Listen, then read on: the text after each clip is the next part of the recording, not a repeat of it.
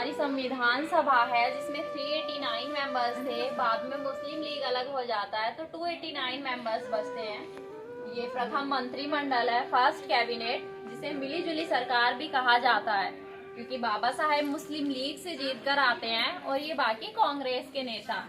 ये एसपी मुखर्जी हैं, श्यामा प्रसाद मुखर्जी, जनसंघ के संस्थापक।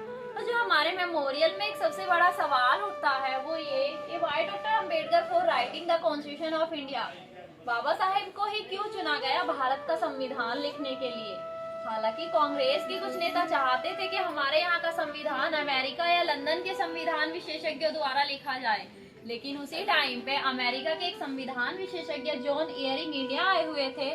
जब पंडित जवाहरलाल नेहरू जी अपने पीए को उनके पास भेजते हैं पूछने के लिए तो वो हंसते हैं और मजाक बनाते हैं, कहते हैं तुम मुझसे अपना संविधान लिखवाने के लिए आए हो जबकि तुम्हारे खुद के पास इतना बड़ा कोहिनूर है जिसने अमेरिका में रहते हुए अनेक देशों के संविधान का अध्ययन कर लिया। जब वो आकर बताते हैं तो वो बाबा साहेब को चुना जाता है कि वो कोहिनूर केवल और केवल अम्बेडकर है। ये ड्राफ्टिंग कमेटी है जिसमें 7 मेंबर्स थे और बाबा साहेब ड्राफ्टिंग कमेटी के चेयरमैन थे। कहने भर के लिए ड्राफ्टिंग कमेटी है क्योंकि इसमें किसी की डेथ हो जाती है, कोई टाइम पर नहीं पहुंचता और कोई आउट ऑफ कंट्री चला जाता है, सारा कार्यभार बाबा साहेब के कंधों पर आ जाता है, जबकि बाबा साहेब भी डायबिटीज के पेशेंट थे। ये 1946 प्रथम बैठक की फोटो है और ये हमारे का डेमो है। ओरिजिनल संविधान पार्लियामेंट के सेंट्रल हॉल में हीलियम बॉक्स के अंदर रखा है। हीलियम बॉक्स इसलिए कि गैसों के कारण लगभग 1000 वर्ष तक वो खराब नहीं हो सकता, जो डिक्टो ऐसा ही दिखता है। एकमात्र मुस्लिम महिलाएं बेगम एजाज रसूल और ये जॉइंट सेक्रेटरी हैं एसएन मुखर्जी और बाबा साहेब। और जब ड्राफ्टिंग कमेटी के द्वारा 2 वर्ष 11 माह 18 दिन में हमारा संविधान ड्राफ्ट हो जाता है तो उसे हाथों से लिखने के लिए प्रेम बिहारी नारायण रायजादा जी इन्हें अपॉइंट किया जाता है। ये दिल्ली के सेंट स्टीफन कॉलेज के छात्र होते हैं और उस टाइम के बहुत अच्छे कैलीग्राफर होते हैं। जब इनसे पूछा जाता है कि संविधान लिखने का क्या पे लेंगे तो कहते हैं मेरे पास सब कुछ है, मुझे एक भी रुपया नहीं चाहिए, लेकिन इनकी एक शर्त होती है कि संविधान के हर पेज पर अपना नाम लिखेंगे और संविधान के लास्ट पेज पर अपने दादाजी के साथ अपना नाम लिखेंगे। इनकी ये शर्त मान ली जाती है और 251 पेज और लगभग 432 कलम का इस्तेमाल करके बिना किसी एक गलती के ये हमारा संविधान लिखते हैं इस फॉन्ट में। जो आज आप MS वर्ड में इटैलिक फॉन्ट देखेंगे वो इनकी खुद की हैंड राइटिंग होती है और जिससे कि हमारा संविधान देखने में अच्छा और सुंदर लगे। जो ये आर्ट वर्क किया गया है ये आचार्य नंदलाल बोस जी को अपॉइंट किया जाता है कोलकाता से। ये अपनी पूरी एक टीम को लगा देते हैं ये आर्ट वर्क के लिए। सिंबल है जो ये हमारा नेशनल सिंबल है सत्यमेव जयते, जो अशोक के सारनाथ के स्तंभ से लिया गया है। और ये हमारे संविधान की प्रस्तावना जो हिंदी और इंग्लिश दोनों में है और ये हमारे संविधान के 22 पार्ट हैं जो लगभग 5000 वर्ष पूर्व के इतिहास को दर्शाते हैं, जिनमें सभी धर्मों को समानता दी गई है, मोहनजोदारो से लेकर स्वतंत्रता संग्राम तक। और आप देखेंगे हर पेज पे ये नाम लिखा है प्रेम। और जो ये नीचे वाले नाम है ये उन स्टूडेंट्स के नाम है जिन्होंने ये आर्ट वर्क किया है। जैसा कि आप देखेंगे मोहनजोदारो, वैदिक सभ्यता, रामायण, महाभारत, बुद्धा लाइफ, महावीर लाइफ, बौद्ध धर्म का प्रचार, गुप्त काल, विक्रमादित्य फोर्ट, नालंदा विश्वविद्यालय, ओरिजिन कल्चर, नटराज, गंगा अवतरण, अकबर दरबार, गुरु गोविंद सिंह, शिवाजी, महारानी लक्ष्मीबाई, टीपू सुल्तान, बापूजी, शांति के दूत बापूजी, सुभाष चंद्र बोस और हिमालय, रेगिस्तान और महाद्वीप। और जब हमारा संविधान बनकर तैयार हुआ तो उसमें 14 भाषाएं थी, अब 22 भाषाएं हैं। ये 14 भाषाएं हैं और 284 मेंबर्स के सिग्नेचर है, जिसमें आप देखेंगे 26 नंबर पर बाबा साहेब के सिग्नेचर हैं। और जैसा कि इसमें थोड़ा मिसप्रिंट है, जैसा कि हमारे राष्ट्रपति जो होते हैं वो प्रथम नागरिक भी होते हैं, लेकिन पंडित जवाहरलाल नेहरू जी को एक मीटिंग में जाना होता है। ये क्या उनके मन में मंशा नहीं होती है, ये कहीं रिटर्न में नहीं है, तो वो फर्स्ट पे अपने सिग्नेचर करके चले जाते हैं। जब बाद में डॉक्टर राजेंद्र प्रसाद जी आते हैं तो वो गुस्सा करते हैं और कहते हैं नेहरू ने ये क्या कर दिया, फर्स्ट पे मेरे सिग्नेचर होने चाहिए थे। और कहते हैं नेहरू ने एक किए, मैं 2-2 करूंगा। अब वो फिर सबसे ऊपर गुस्से में हिंदी और इंग्लिश दोनों लैंग्वेजेस में अपने सिग्नेचर कर देते हैं। और जबकि पूरी संविधान सभा में बाबा साहेब सबसे ज्यादा शिक्षित व्यक्ति थे, लेकिन बाबा साहेब के अंदर ऐसा कुछ नहीं था कि फर्स्ट पे होने चाहिए या थर्ड पे होने चाहिए। 26वें नंबर पर बाबा साहेब के सिग्नेचर हैं और आप देखेंगे तो 26 डिजिट से ही बाबा साहेब का एक कनेक्शन सा रहा है, जैसा कि 26 जनवरी, 26 नवंबर, 26 अलीपुर रोड और 26वें नंबर पर सिग्नेचर। ये स्क्रीन है, इसमें बाबा साहेब की कुछ ओरिजिनल फोटोग्राफ्स हैं।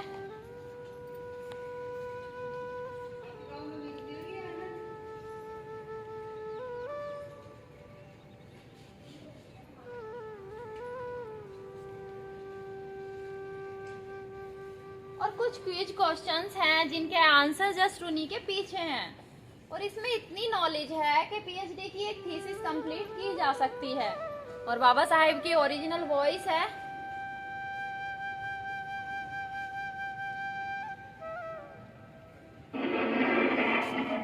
So far, as the ultimate goal is concerned, I think none of us need have any apprehension. None of us need have any doubt. But my fear, which I must express clearly, is this. Our difficulty, as I said, is not about the ultimate future. Our difficulty is how to make the heterogeneous mess that we have today. Baba Saheb speech देते वक्त ऐसे ऐसे word का use किया करते थे जो आज भी डिक्शनरी में मौजूद नहीं है। रिसेंटली रिसर्च किया गया तो लगभग 8,500 वर्ड ऐसे हैं जो बाबा साहेब के खुद के क्रिएट किए गए हैं। महाराष्ट्र की शिवाजी यूनिवर्सिटी जल्द ही उन पर डिक्शनरी लॉन्च करने वाली है। और ये Pandit Jawaharlal Nehru ji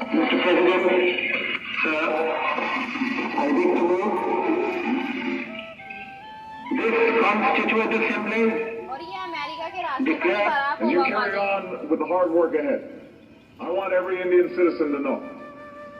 The United States of America will not simply be cheering you on from the sidelines. We will be right there with you, shoulder to shoulder.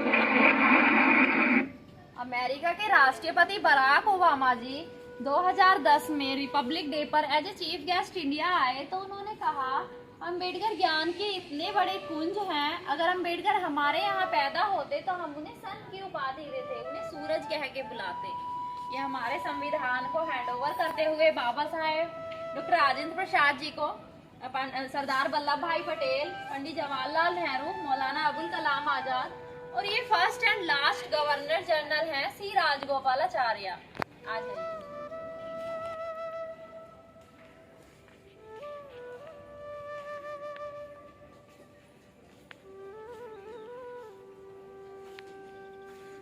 ये एग्जिबिट 23 है बुद्धिस्ट वे कि नागपुर की दीक्षा भूमि को यहाँ दर्शाया गया है, जहाँ बाबा साहेब ने नागपुर में बौद्ध धर्म की दीक्षा ली।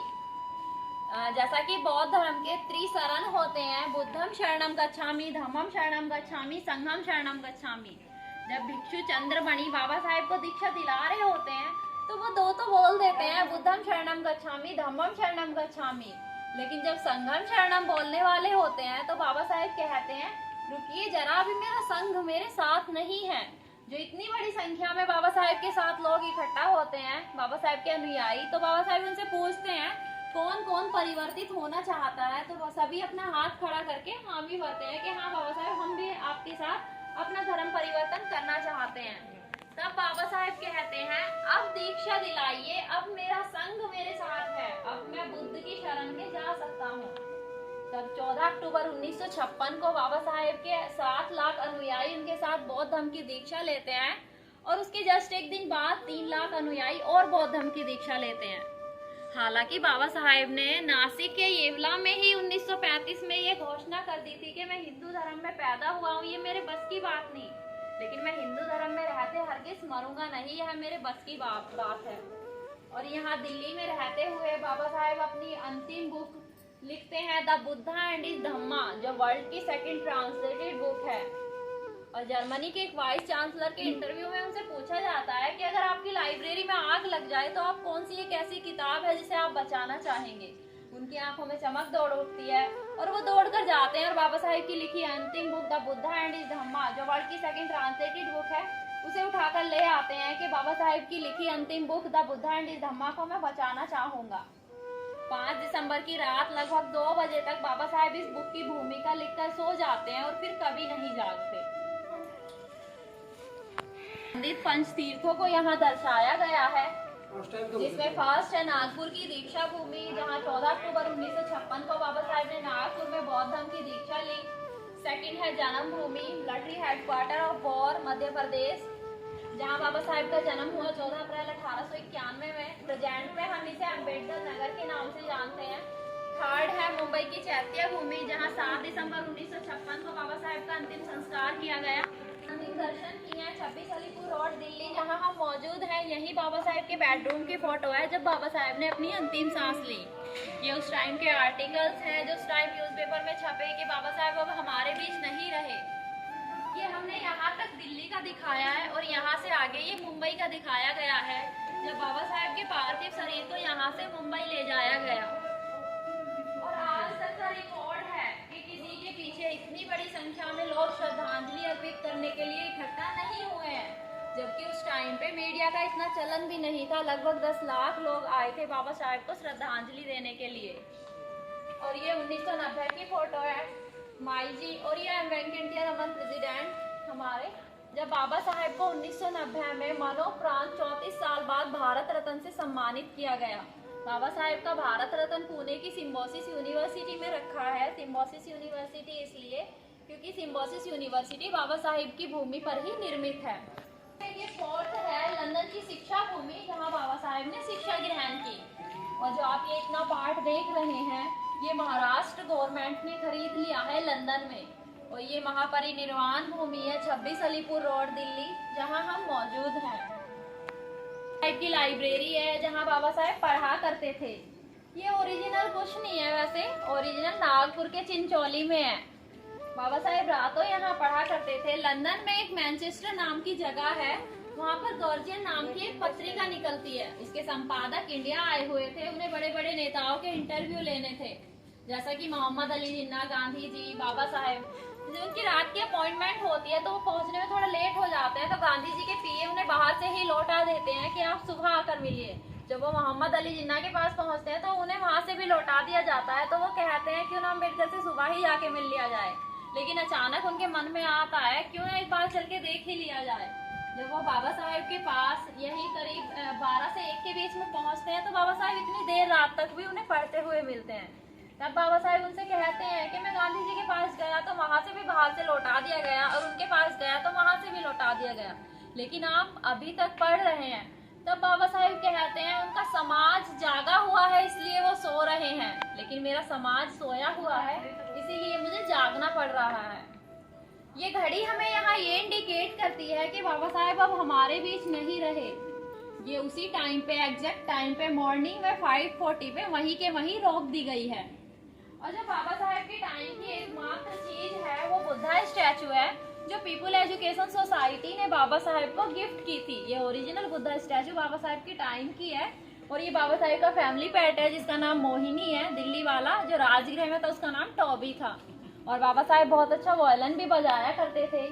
ऐसा कहा जाता है जब गांधी जी की मृत्यु हुई तो बाबा साहेब ने लगातार 2 घंटे तक अपना वायलिन बजाया था, क्योंकि बाबा साहेब को ऐसा लगा कि गांधी जी की मृत्यु कहीं किसी मेरे अनुयायी द्वारा तो नहीं कर दी गई है। अगर ऐसा होता तो बहुत बड़ा कलंक लग जाता।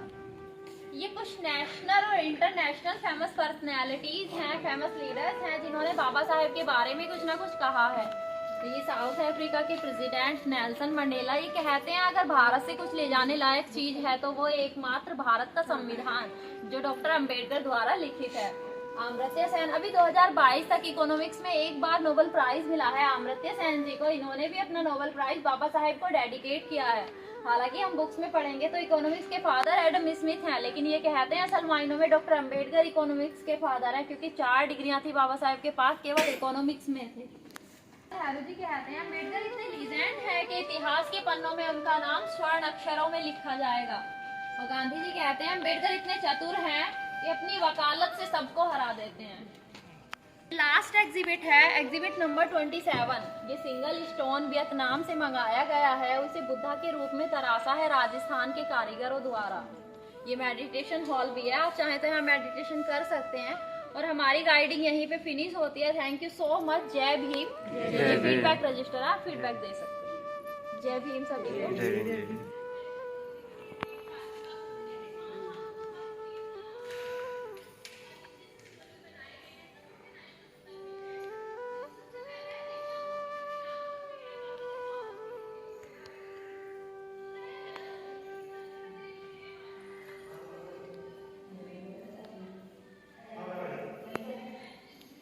दिल्ली येथील डॉक्टर बाबासाहेब आंबेडकर भवन या आंबेडकर भवनामध्ये बुद्धभूमी मावसाळ्यावरून आलेली धम्मसहल या सर्व उपासकांनी या ठिकाणी भेट दिली। संपूर्ण आंबेडकर भवनातील संपूर्ण सविस्तर माहिती आपणाला येथील गाईड मॅडमनी आपल्याला माहिती दिलेली आहे। आणि हा विपश्यना हॉल आपण बघतोय, याच्यामध्ये अतिशय सुंदर भगवंताची मूर्ती आहे आणि आमचे सर्व उपासक या विपश्यना हॉलमध्ये शांत बसलेले आहेत। अतिशय सुंदर भगवंताची मूर्ती आपण बघत आहोत। वरचा छेद